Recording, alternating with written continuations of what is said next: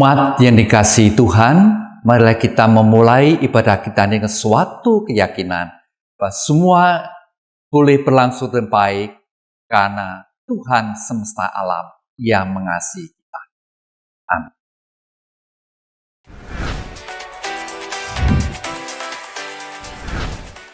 Oke ya, setelah ini kita akan sama-sama menyanyikan ya lagu kita yang pertama dengan judul Ku Percaya Janjimu.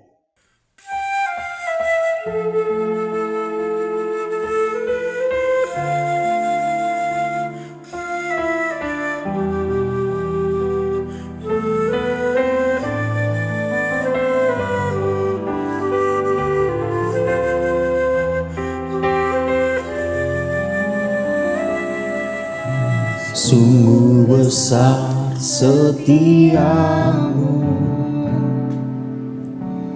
Kau nyatakan bagiku.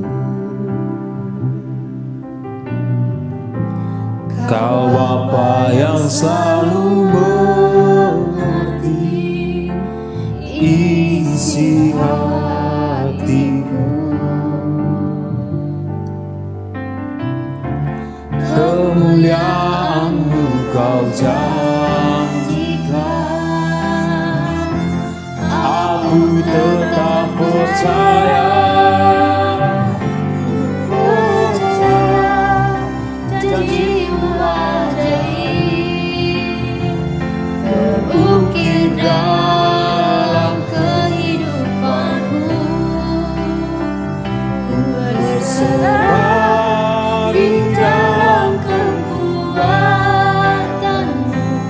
hanya Kau segalanya bagiku. Ku percaya janji-Mu ajaib terukir dalam kehidupanku. Ku berserah di dalam kekuatan-Mu, ku percaya.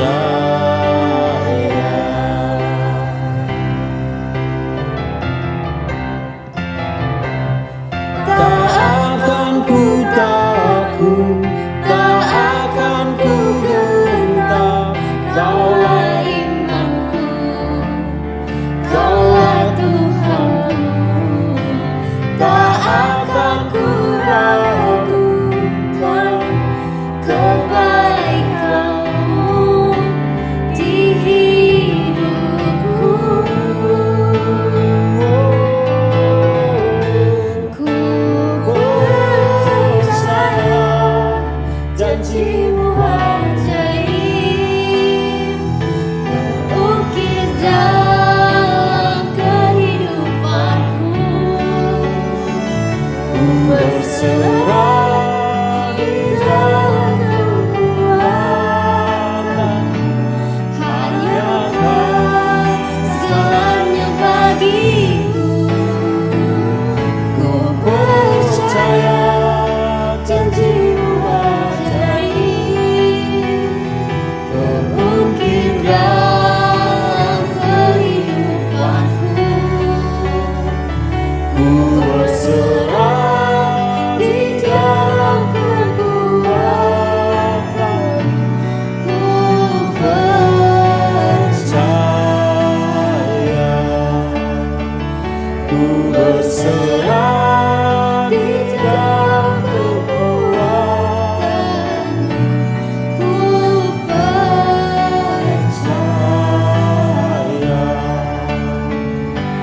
Ku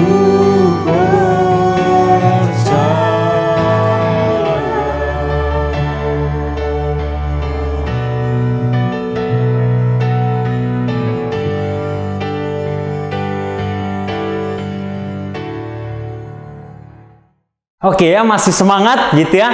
Kalau masih semangat ya, setelah ini kita akan angkat lagi satu pujian yang berjudul Manis Kau Dengar. Ya, mari sama-sama kita semua nyanyikan pujian ini.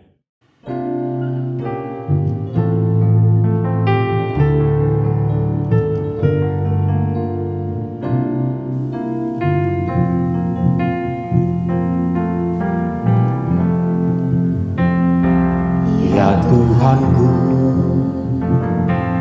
aku hendak bernyanyi bagimu selama hidup. Ya Allahku,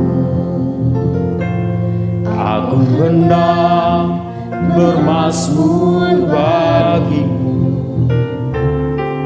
selagi ku ada.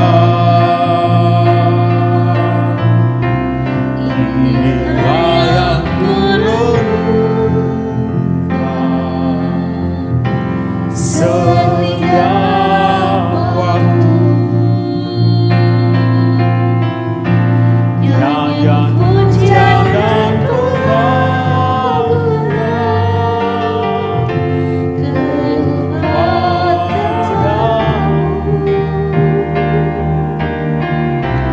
biarlah manis kau dengar,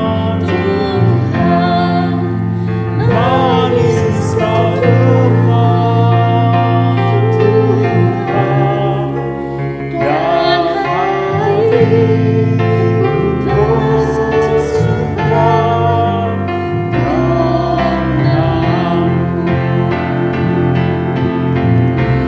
Biarlah manis kau dengar, manis kau dengar,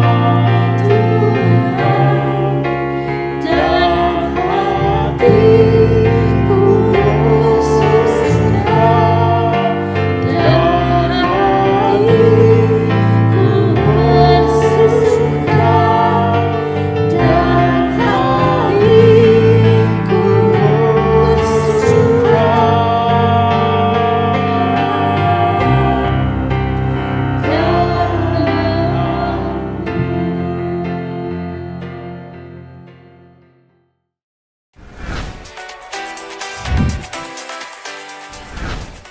Mari kita berdoa sebelum kita memulai ibadah kita pada hari ini. Tuhan Bapa kami yang di surga, Engkau yang mengasihi kami. Kami bersyukur kalau pada hari ini kami boleh kembali berkumpul untuk bersama-sama beribadah. Kami ingin mendengarkan firman-Mu, karena itu ya Tuhan, tolong kami satu persatu, baik hamba-Mu sebagai pembicara, maupun para siswa atau siapapun yang mendengarkan khotbah ini, boleh dipimpin oleh Roh-Mu yang kudus, sehingga kami boleh mengerti apa kehendak-Mu bagi kehidupan kami. Kami juga mohon biar Roh Kudus sendiri akan menolong kami untuk melakukan apa yang menjadi perintah-perintah-Mu. Di dalam nama Tuhan Yesus, kami panjatkan doa ini. Amin. Ya, mari kita membaca firman Tuhan yang terambil dari Matius pasal 13, ayat 1 sampai dengan ayat 13. Saya bacakan. Demikianlah firman Tuhan. Perumpamaan tentang seorang penabur. Pada hari itu, keluarlah Yesus dari rumah itu dan duduk di tepi danau. Maka datanglah orang banyak berbondong-bondong, lalu mengerumuni dia. Sehingga ia naik ke perahu dan duduk di situ, sedangkan orang banyak semuanya berdiri di pantai. Dan ia mengucapkan banyak hal dalam perumpamaan kepada mereka. Katanya, adalah seorang penabur keluar untuk menabur. Pada waktu ia menabur, sebagian benih itu jatuh di pinggir jalan, lalu datanglah burung dan memakannya sampai habis. Sebagian jatuh di tanah yang berbatu-batu, yang tidak banyak tanahnya, lalu benih itu pun segera tumbuh karena tanahnya tipis. Tetapi sesudah matahari terbit, layulah ia dan menjadi kering karena tidak berakar. Sebagian lagi jatuh di tengah semak duri, lalu makin besarlah semak itu dan menghimpitnya sampai mati. Dan sebagian jatuh di tanah yang baik lalu berbuah.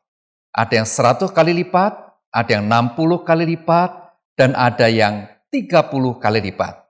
Siapa bertelinga, hendaklah ia mendengar.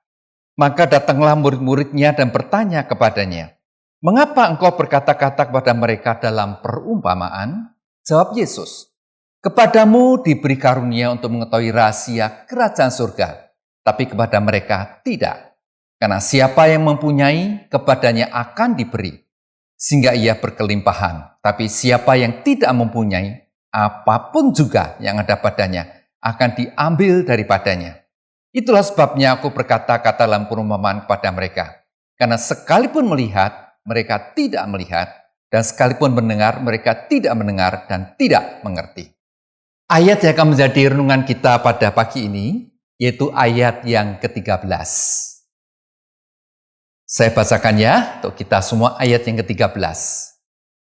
Itulah sebabnya aku berkata-kata dalam perumpamaan kepada mereka.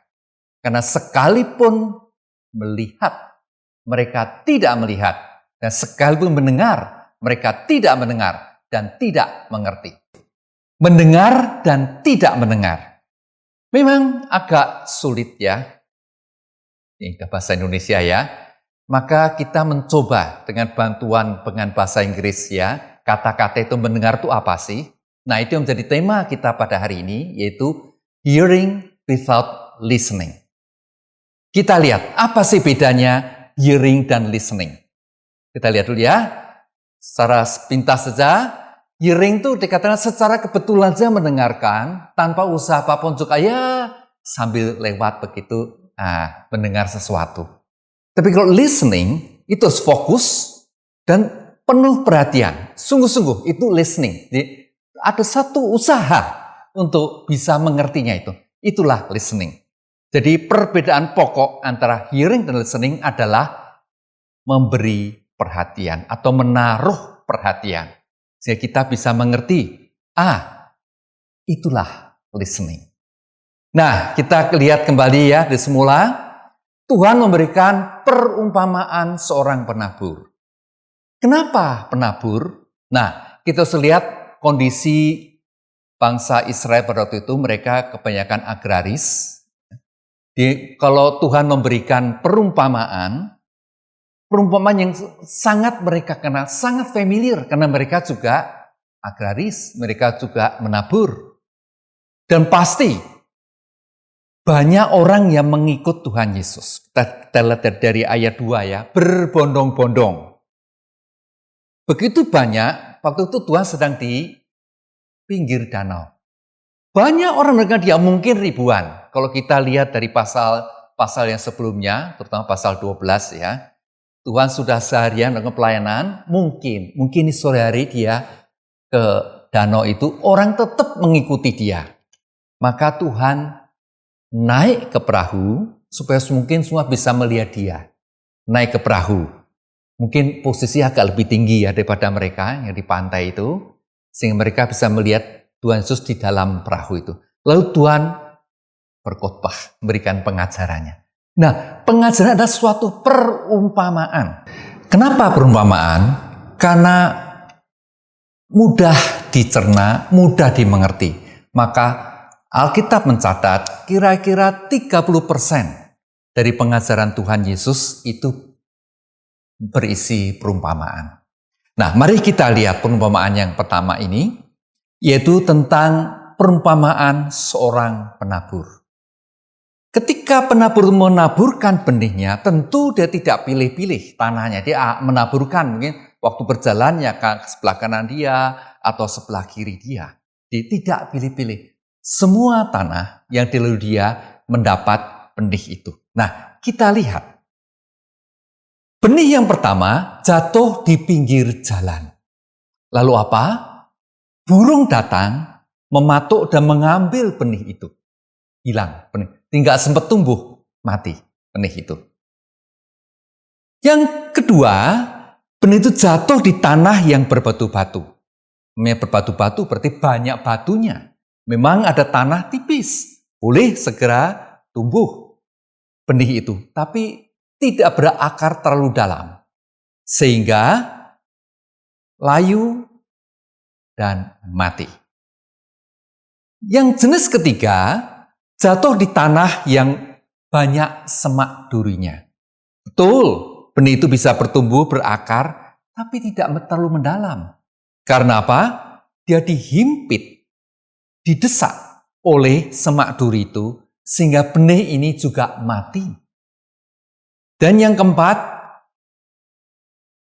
jatuh di tanah yang baik. Dan tumbuh dengan subur, akarnya jauh masuk ke dalam tanah, dan dia akan berbuah 100 kali lipat, 6 kali lipat, dan 30 kali lipat. Itu perumpamaan yang Tuhan berikan. Tapi yang istimewa, Tuhan menutup perumpamaan dengan ayat yang ke-9. Siapa bertelinga, hendaklah ia mendengar. Emangnya nggak dengar mereka? Kok Tuhan tekankan siapa bertelinga? Kita semua punya telinga, kita semua mendengarkan itu. Kenapa Tuhan mengatakan, hendaklah ia mendengar? Nah, ini mungkin dalam bahasa Indonesia tidak begitu jelas pengertiannya. Tapi kalau kita mencoba mengerti atau memahami atau melihat dari bahasa Inggris, ya listening. Jadi mendengar dengan suatu upaya, dengan suatu kesungguhan hati ketika mendengar itu, sehingga boleh mengerti apa yang dikatakan oleh firman Tuhan itu. Mari kita melihat apa arti dari perumpamaan Tuhan ini. Memang di ayat-ayat yang berikutnya, ya, ayat 19 dan seterusnya, perumpamaan ini dijelaskan oleh Tuhan sendiri. Mari kita melihat. Yang pertama, ketika jatuh di pinggir jalan, artinya apa?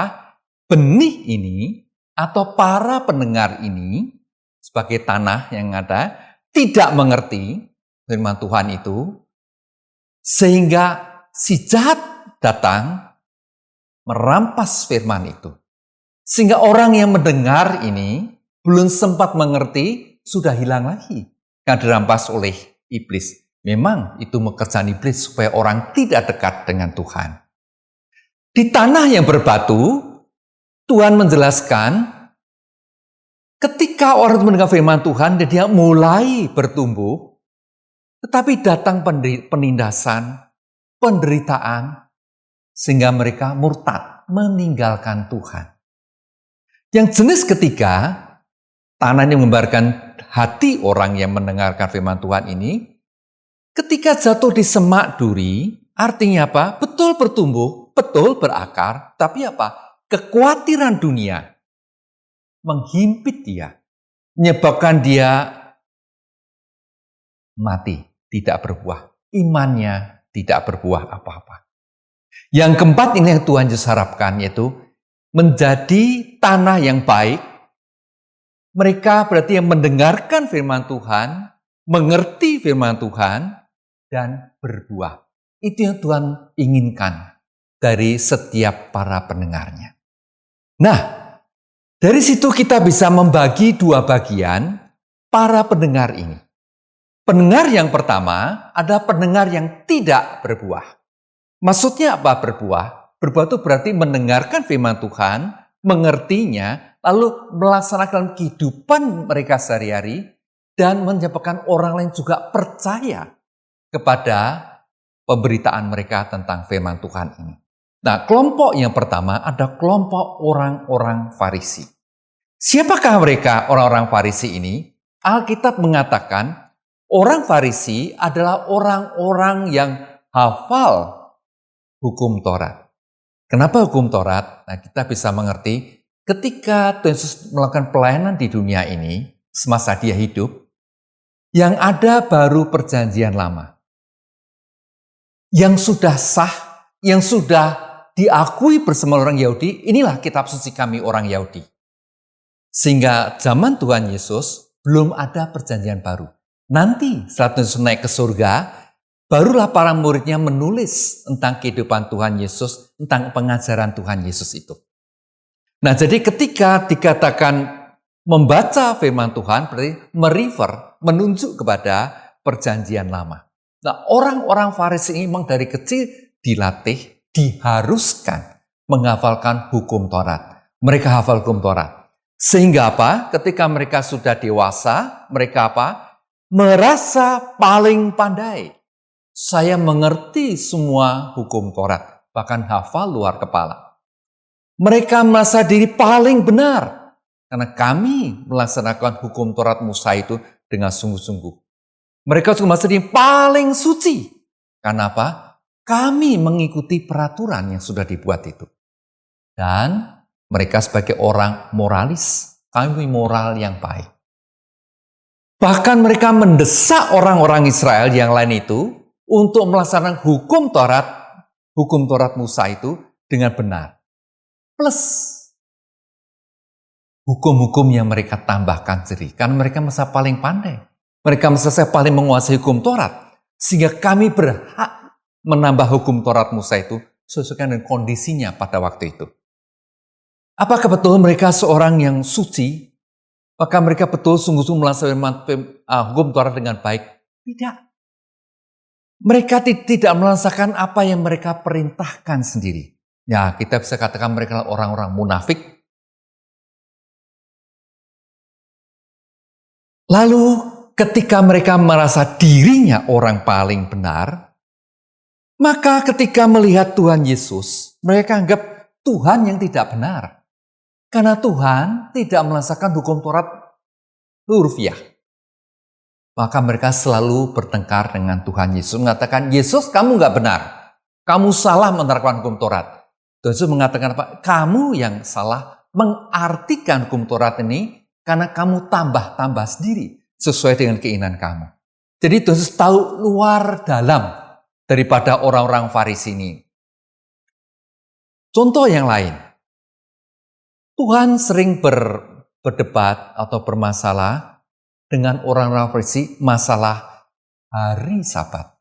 Orang Farisi banyak menamai hukum-hukum mereka sehingga mereka meributkan. Sekali ada contoh ketika para murid bersama Tuhan Yesus berjalan, mereka mengambil buli-buli gandum, lalu untuk melepaskan sekamnya taruh di tangan, digosok-gosok supaya sekamnya keluar, mereka bisa ambil bulirnya untuk dimakan. Tapi orang Farisi mengecam, Yesus, muridmu bekerja pada hari Sabat. Loh kok bekerja? Ya, yang pertama memetik bulir gandum itu sudah bekerja. Yang kedua ketika melepaskan sekam itu mereka juga sudah bekerja. Nah, seperti itulah orang Farisi. Mereka merasa diri paling suci, paling benar, paling melaksanakan hukum Taurat Musa. Kelompok yang kedua, kelompok ahli Taurat. Ini ya istilahnya sekarang ya 11-12 ya, tidak beda dengan orang-orang Farisi itu. Ahli Taurat yang mereka mengikuti partai Farisi. Jadi orang Farisi pasti seorang ahli Taurat, tapi ahli Taurat belum tentu seorang partai Farisi itu. Kembali, ahli Taurat merasa diri yang paling pandai. Kalau mereka tidak ikut secara politik, mereka selalu mengatakan, we know, you don't have to tell me. Aku tahu semua. Kamu gak usah ngomong lagi Yesus, kami tahu. Ahli Taurat selalu mengecam Yesus, katakan apa? Loh, kamu itu kan anak seorang tukang kayu. Kamu itu kan tidak terpelajar. Kamu itu gak makan sekolahan. Kok kamu mau berdebat dengan kami para ahli Taurat? Jadi ahli Taurat dan orang-orang Farisi itu tidak berbuah sama sekali. Mereka memikirkan dirinya sendiri. Mari kita melihat yang lain. Yang kelompok ketiga, orang yang selalu mengharapkan mukjizat. Yohanes pasal 6 ayat 2, saya bacakan. Yohanes pasal 6 ayat 2 mengatakan demikian. Orang banyak berbondong-bondong mengikuti dia karena mereka melihat mukjizat-mukjizat penyembuhan yang diadakannya terhadap orang sakit. Jadi mereka mau mengikut Yesus, mungkin mau mendengarkan pengajaran Yesus karena mengharapkan mukjizat. Yohanes menulis kondisi mereka seperti itu. Hanya mengharapkan mukjizat, mereka mau mendengarkan Yesus, mengikuti Yesus, dan ini cukup banyak orangnya. Tidak 1-2 orang, tapi Alkitab mencatat mereka berbondong-bondong. Nah, orang-orang inilah orang yang tidak berbuah. Mereka hanya ingin memuaskan telinga mereka. Betul mereka mendengar, tapi nggak sampai di hati mereka. Mereka hanya ingin memuaskan keinginan hati mereka sendiri. Maka kita boleh melihat kelompok yang kedua, yaitu orang-orang yang berbuah. Nah, ini digambarkan oleh jenis tanah yang keempat tadi. di mana benih itu jatuh di tanah yang subur. Lalu mulai berakar, mulai tumbuh. Nah, yang istimewa yang Tuhan katakan, tanaman di atas tanah yang subur ini akan menghasilkan 100 kali lipat, 6 kali lipat, 30 kali lipat. Apa maksud Tuhan? Menurut tradisi orang-orang Yahudi pada waktu itu, tanaman yang bisa menghasilkan 60 kali lipat adalah yang rata-rata. Jadi mungkin ya, ini cara berpikir orang dahulu pasti beda dengan kita sekarang. Misalkan penabur itu menaburkan benih 1 kilogram, maka harapan dia nanti kalau panen menghasilkan 60 kilogram. Itu buat mereka sudah memuaskan. Sesuai dengan target 60 kali lipat. Tapi yang Yesus katakan, berbuahlah 100 kali lipat. Artinya apa? Berbuah yang melebihi daripada target. Berbuah yang melebihi daripada rata-rata. Itu yang Tuhan mau dari kita orang-orang yang percaya. Menghasilkan buah sesuatu sehingga banyak orang yang mendengarkan pelayanan kita. 100 kali lipat. Tapi kalau 30 kali lipat, ya berarti kamu bekerjanya kurang keras. Hasil kamu cuma 30. Betul menghasilkan, betul berbuah, tapi tidak memenuhi target yang Tuhan inginkan. Lalu apa yang harus kita persiapkan sebagai orang-orang yang percaya? Bagaimana kita mempersiapkan untuk mendengar firman Tuhan dan mengerti firman Tuhan? Yang pertama, kita harus mempersiapkan telinga kita. Sungguh-sungguh listen. Sungguh-sungguh penuh usaha. Sungguh-sungguh fokus. Sungguh-sungguh serius mendengarkan firman Tuhan itu. Supaya kita boleh mengertinya dan kita boleh merasakan perintah Tuhan itu dengan baik. Sekarang kita ada di kelas online. Maka kami guru-guru mengharapkan kalian fokus pada waktu ikut kelas online. Sungguh-sungguh listen apa yang diberitakan oleh guru. Jangan sampai distract. Ada sesuatu yang mengganggu kalian. Maka kami guru-guru selalu mengatakan on kamera ya. Supaya kalian tuh boleh fokus mendengarkan pelajaran yang diberikan oleh guru. Kalau kalian off kamera, kami tidak tahu apa yang kalian lakukan di balik kamera itu. Mungkin kalian membaca buku yang lain, mungkin kalian main HP, mungkin kalian mendengarkan musik, dan segala macam. Hal-hal yang membuatkan distract, tidak fokus dari pelajaran itu. Padahal tujuannya apa? Ketika kalian studi UPH College, kami UPH College, dan kami guru-guru, ingin mempersiapkan masa depan kalian. Bukan masa depan kami guru-guru. Bukan. Masa depan kalian sendiri. Supaya kalian menjadi orang-orang yang berguna bagi bangsa dan negara ini. Kalian menjadi berbuah. Orang yang bisa mengenal siapa kalian. Dan orang yang bisa merasakan apa manfaatnya ketika bergaul dengan kalian. Kalian sudah lulus. Kalian bisa bekerja. Kalian bisa berkomunikasi dengan orang-orang lain di tempat kalian bekerja. Maka fokuslah. Listen, apa yang guru-guru berikan kepada kalian.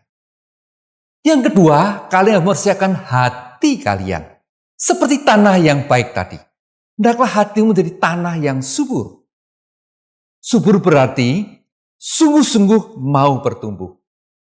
Sungguh-sungguh mau mengeluarkan buah. Sehingga orang lain bisa menikmati buah kehidupan kalian itu. Ketika kalian mendengar firman Tuhan dan hati kalian menjadi tanah yang baik, tanah yang subur itu, berarti kalian belajar mengenal siapakah Tuhan Yesus itu. Alkitab menceritakan ketika para murid bersama Tuhan Yesus dalam perahu, di tengah danau Galilea ada badai, ada topan yang sangat besar mengamuk. Dan para murid yang adalah nelayan dari kecil, tentunya mereka biasa menghadapi badai. Tapi ketika mereka begitu ketakutan, artinya badai itu sungguh-sungguh besar dan mereka sungguh-sungguh takut mati. Sehingga mereka membangunkan Yesus supaya badai itu diteduhkan, ditenangkan. Mereka takut tenggelam. Padahal ada Yesus bersama dengan mereka di perahu itu. Jadi, kenapa mereka ketakutan? Karena mereka belum mengenal Yesus dengan baik. Yesus ada, ya mereka just mendengar. Mereka tidak sungguh-sungguh memahami, mereka tidak sungguh-sungguh mengenal siapakah Yesus itu. Maka biarlah sikap para murid ini belum menjadi pelajaran buat kita. Kita mau menjadi tanah yang baik, mau mendengarkan dengan sungguh-sungguh firman Tuhan, kita mau sungguh-sungguh mengerti firman Tuhan, sehingga kita boleh mengenal siapakah Yesus yang selalu menyertai kita, yang selalu memimpin kita. Maka hendaklah kita menjadi tanah yang baik dan sungguh-sungguh listen firman Tuhan itu. Sebagai penutup, saya akan berikan sebuah pelajaran yang sangat indah. Mungkin kalian pernah mendengar Titanic. Ini peristiwa yang tidak pernah habis diceritakan. Betapa pentingnya mendengar atau listen itu. Beritanya dari kapal Titanic itu, dia kirim berita, datang segera, kami menabrak gunung es. Itu berita yang di telegraf dikirim oleh kapal Titanic. Harold Gotham, operator telegraf waktu itu sedang di kapal Carpathia, mendengar berita itu, langsung kapal Carpathia ini kapal pertama yang datang ke lokasi sehingga bisa menyelamatkan 706 jiwa yang ada di kapal Titanic. Dan tidak mungkin semua, kapalnya juga terbatas. Nah, beberapa hari kemudian di rapat Senat Amerika, kapten kapalnya diundang. Arthur Rosron diundang oleh Senat, lalu dia menceritakan. Semua itu terjadi pada saat yang tepat. Sebetulnya, operator telegraf itu sedang masuk ke ruangan telegraf. Dia tidak bertugas pada saat itu, cuma dia masuk dan secara kebetulan mendengarkan berita panggilan telegraf itu. Padahal dia tujuannya mau mengganti baju, loh dia mau tidur. Bisa jadi 10 menit kemudian dia akan tidur dan tidak mendengar berita itu. Tapi luar biasanya dia bisa mendengarkan. Sehingga kapal ini yang pertama kali datang ke lokasi. Padahal sepertinya ada kapal yang lebih dekat lokasinya dari kapal Titanic yang mau tenggelam itu. Kapal lain itu lebih dekat, tapi nggak datang. Kenapa? Operatornya sudah tidur. Udah malam hari, udah tidur. Udah jam istirahat. Tapi seandainya kapal yang lain lebih dekat mendengarkan berita itu, mungkin bisa lebih banyak jiwa yang diselamatkan. Betapa pentingnya mendengar atau listen itu. Apakah kalian mulai saat ini listen firman Tuhan? Ketika kalian listen itu, ketika kalian dengan sungguh-sungguh mendengar firman Tuhan dan mematuhi ajarannya, Dia akan menolong kita semua mengarungi badai kehidupan yang paling sulit sekalipun. Ayo, press on. Belajar lebih giat lagi, lebih semangat lagi untuk meninggalkan cara belajar yang lama, cara belajar yang miring. Mulai saat ini, press on, maju terus. Amin. Mari kita berdoa untuk menutup renungan kita pada pagi hari ini. Tuhan, terima kasih atas firman-Mu yang menegur kami untuk boleh sungguh-sungguh mendengarkan firman-Mu. Listen, apa yang Tuhan katakan.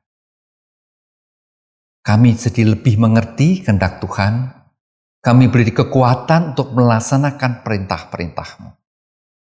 Tuhan, dalam kehidupan kami sebagai siswa-siswa, banyak hal yang mempengaruhi kami, banyak hal yang menarik perhatian kami, sehingga kami tidak fokus mendengarkan firman Tuhan. Biarlah firman-Mu pada hari ini boleh menolong kami untuk lebih fokus, lebih mendengarkan, lebih listen, sehingga kami boleh menata, mengatur masa depan kami lebih baik. Di dalam nama Tuhan kami Yesus Kristus, kami panjatkan doa ini. Amin.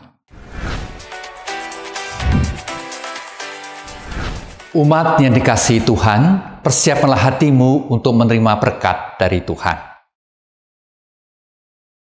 Kasih dari Tuhan Yesus yang tidak pernah berhenti, kasih dari Allah Bapa yang selalu menyertai kamu, dan pertolongan dari Roh Kudus akan menuntun kalian, mengarahkan kalian untuk boleh sungguh-sungguh mendengarkan firman Tuhan.